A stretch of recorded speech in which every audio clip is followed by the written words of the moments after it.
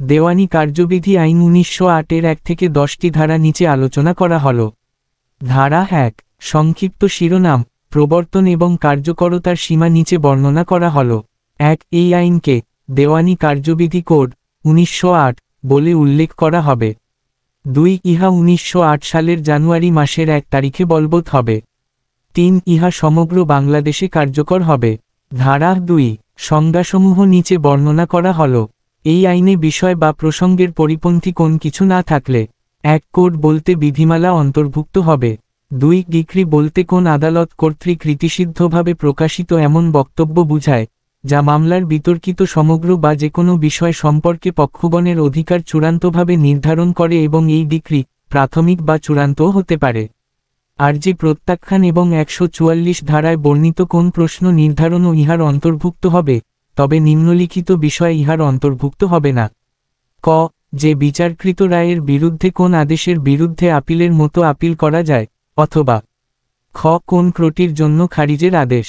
ব্যাখ্যা, ডিক্রি তখনই প্রাথমিক হয় যখন মামলার চূড়ান্ত নিষ্পত্তির জন্য আরও ব্যবস্থা গ্রহণের দরকার থাকে।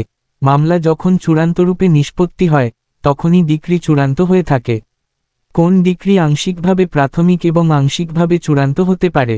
৩, ডিক্রিদার বলতে এমন একজন ব্যক্তিকে বুঝায় যার অনুকূলে ডিক্রি প্রদান করা হয়েছে অথবা জারিযোগ্য কোন আদেশ প্রদান করা হয়েছে। ৪, জেলা বলতে মৌলিক এখতিয়ার সম্পন্ন কোন প্রধান দেওয়ানি আদালতের স্থানীয় সীমানা বুঝায়, অতঃপর জেলা আদালত নামে অভিহিত এবং হাইকোর্ট বিভাগের সাধারণ মৌলিক দেওয়ানি এখতিয়ার স্থানীয় সীমানাও ইহার অন্তর্ভুক্ত। ৫, বিদেশি আদালত বলতে এমন আদালত বুঝায় যা বাংলাদেশের সীমানার বাইরে অবস্থিত, যার কোন কর্তৃত্ব বাংলাদেশে নেই এবং যা বাংলাদেশ সরকার স্থাপন করেননি বা বহাল রাখেননি। ৬, বিদেশি রায় বলতে বিদেশি আদালতের রায় বুঝায়। ৭, সরকারি উকিল বলতে এই আইনে সরকারি উকিলের জন্য অর্পিত সমস্ত বা যে কোনো কার্য সম্পাদনের উদ্দেশ্যে সরকার কর্তৃক নিযুক্ত কোন কর্মকর্তাকে বুঝায় এবং সরকারি উকিলের নির্দেশ অনুসারে কার্যরত অপর কোন উকিলও ইহার অন্তর্ভুক্ত হবে। সেমিকোলন। ৮, বিচারক বলতে ডিক্রি বা আদেশের সঙ্গত কারণ হিসেবে বিচারক যে বিবরণ দেন তা বুঝায়। ৯, রায় বলতে ডিক্রি বা আদেশের ভিত্তি হিসেবে বিচারক যে বিবৃতি দেন তা বুঝায়। ১০, রায় সাব্যস্ত দেনাদার বলতে এমন একজন ব্যক্তিকে বুঝায় যার বিপক্ষে ডিক্রি প্রদান করা হয়েছে বা জারিযোগ্য কোন আদেশ প্রদান করা হয়েছে। ১১, বৈধ প্রতিনিধি বলতে এমন ব্যক্তিকে বুঝায় যিনি আইনত মৃত ব্যক্তির সম্পত্তির প্রতিনিধিত্ব করেন এবং যিনি মৃত ব্যক্তির সম্পত্তিতে বিজড়িত হন এবং যেখানে কোন পক্ষ প্রতিনিধিত্বকারী হিসেবে কোন মামলা করেন বা যার বিরুদ্ধে মামলা করা হয় তার মৃত্যুর পর যে ব্যক্তির উপর সম্পত্তি বর্তায় তাহাও ইহার অন্তর্ভুক্ত।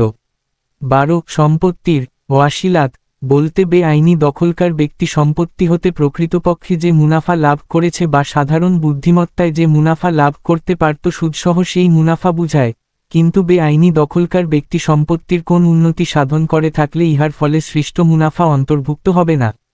১৩, অস্থাবর সম্পত্তি বলতে বারন্ত ফসলাদিও অন্তর্ভুক্ত হবে। ১৪, আদেশ বলতে কোন দেওয়ানি আদালতের এমন কোন সিদ্ধান্তের আনুষ্ঠানিক প্রকাশ বুঝায় যা ডিক্রি নহে। ১৫, উকিল বলতে এমন ব্যক্তিকে বুঝায় যিনি অপরের পক্ষে আদালতে হাজির হওয়ার ও যুক্তিতর্ক পেশ করার অধিকারী। ১৬, নির্ধারিত বলতে বিধি অনুসারে নির্ধারিত বুঝায়।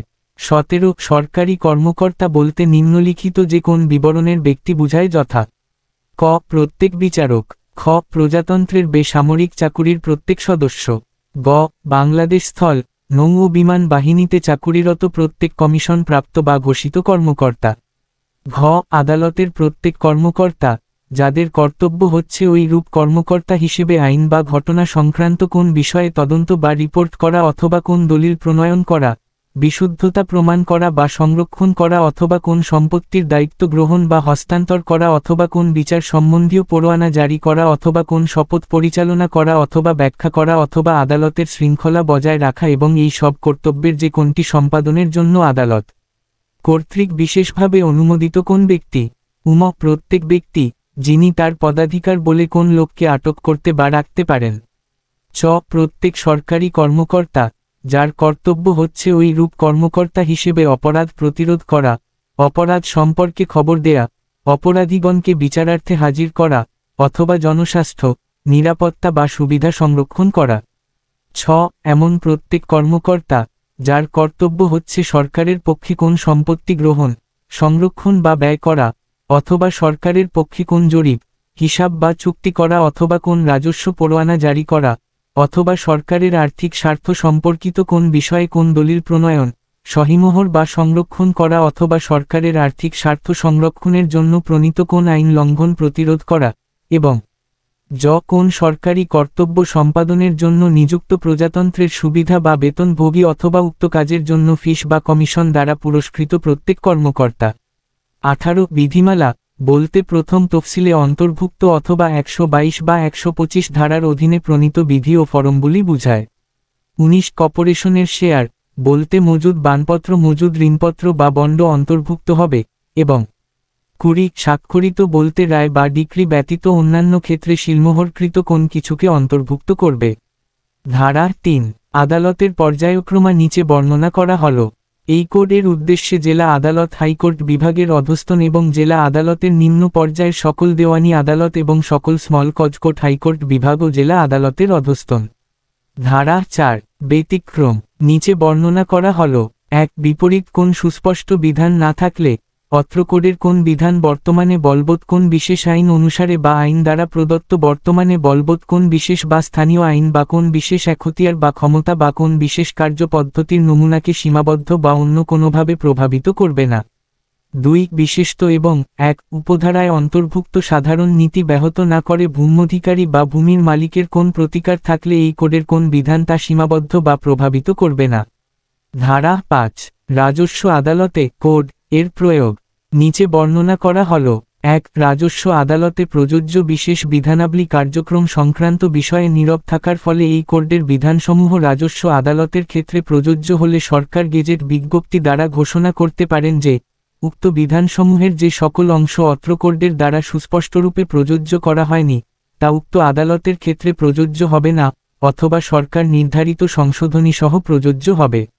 2 রাজস্ব আদালত বলতে 1 উপধারায় বর্ণিত সেই আদালত বুঝায় কোন আইন অনুসারে কৃষিকার্যে ব্যবহৃত জমির খাজনা, রাজস্ব বা মুনাফা সম্পর্কে মামলা বা কার্যক্রম গ্রহণের এখতিয়ার যার আছে, কিন্তু অত্র কোড অনুসারে এরূপ দেওয়ানি প্রকৃতির মামলা বা কার্যক্রম গ্রহণের মূল এখতিয়ার সম্পন্ন দেওয়ানি আদালত ইহার অন্তর্ভুক্ত নহে।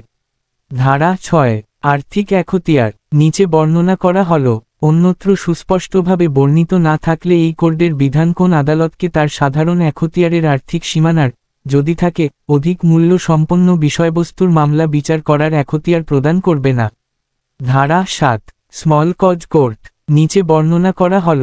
1887 সালের স্মল কজ কোর্ট আইন অনুসারে গঠিত, অথবা উক্ত আইন অনুসারে স্মল কজ কোর্টের এখতিয়ার প্রয়োগকারী অন্যান্য কোর্টের ক্ষেত্রে নিম্নলিখিত ব্যবস্থাসমূহ প্রযোজ্য হবে না, যথা ক এই কোডের যে সকল অংশ নিম্নলিখিত বিষয় সম্পর্কিত। 1 স্মল কজ কোর্টের এখতিয়ার হতে যে সকল মামলা বাদ দেয়া হয়েছে। 2 এরূপ মামলার ডিক্রি জারি। 3 স্থাবর সম্পত্তির প্রতিকূলে ডিগ্রি জারি এবং খ নিম্নলিখিত ধারাসমূহ অর্থাৎ 9 ধারা, 91 ও 92 ধারা, 94 ও 95 ধারা, যতদূর ইহারা নিম্নলিখিত বিষয়ে ক্ষমতা দেয় বা সম্পর্কিত হয়। 1 স্থাবর সম্পত্তি ক্রোপ করার আদেশসমূহ। 2 নিষেধাজ্ঞা। 3 স্থাবর সম্পত্তির রিসিভার নিয়োগ, অথবা 4 94 ধারায় উল্লেখিত অন্তর্বর্তীকালীন আদেশসমূহ এবং 96 হতে 112 ধারা পর্যন্ত এবং 115 ধারা। ধারা 8 বাতিল presidency small cause courts omitted by ও 1949। ধারা 9 বারিত না হলে আদালত সকল দেওয়ানি মামলার বিচার করবেন। নিচে বর্ণনা করা হল।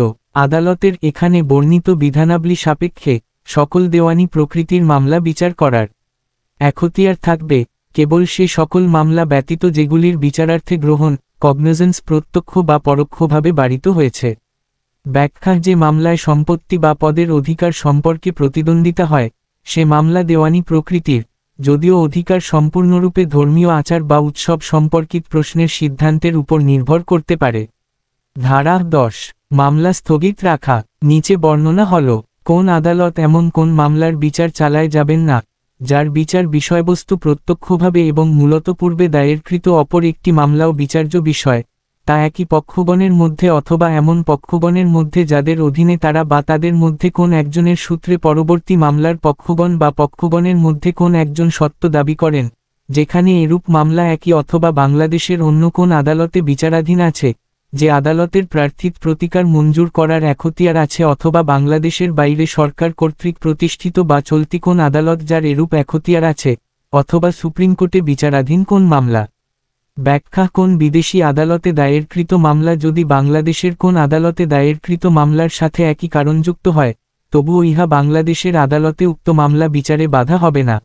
পরবর্তী ভিডিওতে দেওয়ানি কার্যবিধির 11 নম্বর ধারা থেকে আলোচনা করা হলো। ধৈর্য ধরে শোনার জন্য আপনাকে ধন্যবাদ।